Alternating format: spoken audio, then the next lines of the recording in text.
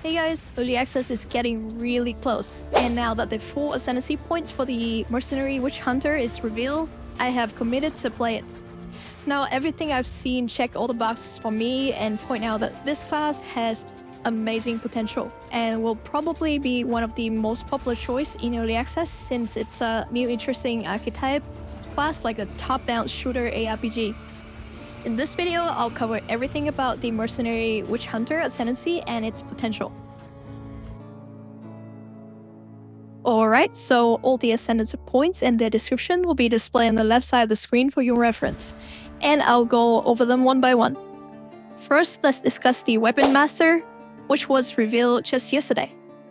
Essentially, this ascendancy point reads that 20 passive skill points become weapon set skill points. So if you don't know, in PoE 2, you have a total of 120 passive points, with 20 of them being designated as weapon passive points. Now this allows you to dual specialize in both weapons, and so for example, when you equip your primary weapons, you can allocate 20 points in the weapon skill trees, and when you swap to your secondary weapon, you can access the same 20 points again, but to invest in the same skill tree but different nodes.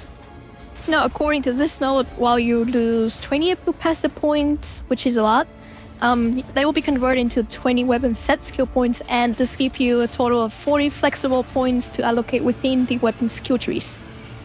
Now, the strengths of this ascendancy point will probably depend on the power of the weapon skill trees, but we don't know about that until the game is fully released. And my predictions is that this will probably be a great node when paired together with some build-enable unique weapons, but we'll have to see. Next, we'll discuss the Culling Ascendancy node.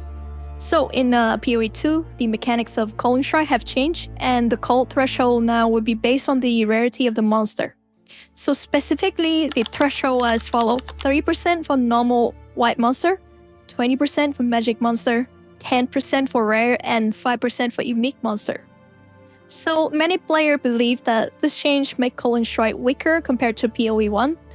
While it may appear that way at first, there are actually ways to increase the cult threshold, but here's a rough calculation of the base increased damage you will achieve against different monster type.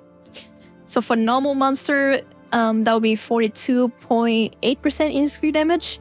Magic monster, that will be 25% more damage. Rare will translate to 11.1% more damage. Bosses, the increase would be 5.2% more damage. This calculation is based on the percentage of HP you need to reduce before reaching the call range.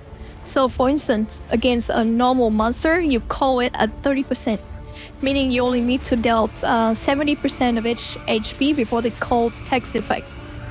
Therefore, you can calculate the damage increase as 100% divided by 70%, resulting in a multiplier of 1.428, which corresponds to about 42.8% increase in damage.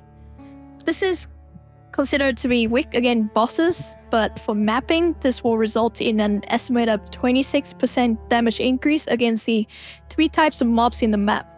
Pretty amazing for an ascendancy point. This node also leads to Decimating Strike, a very interesting and strong node as well, so let's talk about it. Now, the next node is Judge, Jury, and Executioner. They grant the Decimating Strike, and Decimating Strikes allow your hits against full life enemies to remove between 5% and 30% of their life before applying the damage of the hit. On average, this amounts to a 17.5% reduction in monster HP, like a reverse call. Using the same formula as before, this results in an average increase of 21.2% damage, and a 20% or more damage increase is definitely what I'm looking for in an ascendancy point, making this node very strong in all situations. However, that's not the correct math, because when you path to Decimating Strike, you also have to take Culling Strike, which slightly alter the calculations. For example, against a normal monster, you only need to deal 52.5% of the HP, resulting in a new damage increase of 90.4% on average, right? The ideal situation will be much more, which is more than double compared to before. And Magic Monster, the damage would be 60% increase on average, rare monster would be 38% and unique monster would be 29%. Now suddenly it's starting to look so much better. That's like 62.8% damage increase during mapping against the 3 monster type, and a 29% damage increase against bosses. But that's not all. When you combine this with the Explody Ascendancy node later, you'll become a map blasting powerhouse. Now I'll discuss that in details later, but overall these 2 nodes are extremely strong and will most likely define the meta. I'll discuss the Witchbane and No Mercy together because they seem to complement each other pretty well. So Witchbane enemy has maximum concentration equal to 40% of their maximum life, and breaking enemy concentration on hit equal to 100% of damage dealt. Enemy regains 10% of concentration every second if they haven't lost concentration in the last 5 seconds. And No Mercy deal up to 30% more damage to enemy based on their missing concentration. So apparently concentration is a new mechanic introduced in PoE 2, and when you break an enemy concentration, it reduces their cast speed, or making them cast fewer spells. And so at first glance, these seems like the 2 nodes are primarily designed for boss encounters, and it's fine because PoE 2 have boss focused contents. Concentration might end up really strong. Yeah, because making enemy cast fewer spell allows you to have more uptime to deal damage, and you can think of it as a soft multiplier in addition to the 30% damage increase, assuming you're consistently breaking enemy concentration. So depending on the boss abilities, this combination can be extremely powerful, but multi for your optimal damage rotations benefit you both offensively and defensively. However, a potential downside is that if the boss have multiple phase or immunity skills, this could diminish the concentration effectiveness. Overall, I believe they're quite strong for bossing, and there's not much to add to it, so yeah. Alright, so next we have Obsessive Rituals and Ceremonial Ablution, and they are defensive ascendancy nodes, which provide sorcery word. Now, instead of focusing on defense, I actually prefer to gain damage from ascendancy nodes, so I'm not sure if I'm gonna spec into this, but this 2 node could be quite interesting and might introduce a new word loops in PoE 2 maybe, I'm not sure. But as you can see here, I've got the information on the sorcery word as a skills, and it has a 10-second cooldowns right now, which is quite long, but it's a low-level skills, and you can link it with support gems to adjust the cooldown. And then you also have, Ceremonial Ablution, which reduced the cooldown by half. I mean, it wouldn't surprise me if GG included a 50% reduction to armor and evasion rating, because it's not scaled really well in the passive skill tree, making it potentially overpowered.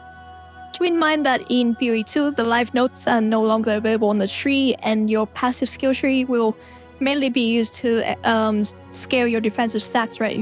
Like armor and evasion rating.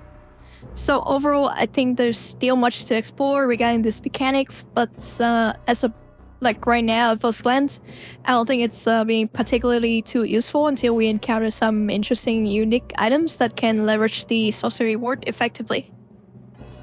So the Zealous Inquisition is an incredibly powerful mapping ascendancy nodes. It's effectively compared to exploding mechanics from PoE 1, and the 10% chance to cause explosion can chain because explosion kill counts as your kill, so you can expect some impressive early game performance when farming contents like Bridge, Beyond, and Expedition, where it's really have high density. And many of the Expedition mobs are undead, and Bridge Beyond monsters are demons, so pick any of the contents that you like to farm for early game juicing. Combining this Ascendancy node with Culling and Decimating Strike will likely make this class and Ascendancy one of the best for mapping when PoE 2 released in the early access. If you played PoE 1, you know how strong Chieftain and Occultist exploding mechanics are, so now you can enjoy a similar power with the Mercenary in PoE 2. Alright, so to sum it all up, the Witch Hunter really have everything you want in an Ascendancy. With the right Ascendancy nodes, you can be a bossing specialist and a mapping powerhouse as well if you want to be. The early game mapping power would be really good due to the massive damage increase from Culling, Decimating Strike combo with Explosion. So honestly, that will only get me excited to pick up this class. And concentrating, Sorcery Ward, and Weapon Master have some really high scaling potential and can have OP interaction with some build-enable unique items, so I'm sure of it. Again, this will be my starting class and it's looking really sharp. If you're interested in what my plan are going into the early access and the build plan for Mercenary, hit the subscribe button. And with that, we have come to the end of this video. Thank you so much for watching. Please drop a like, join my Discord, comments down below with any questions, and I'll see you in the next video.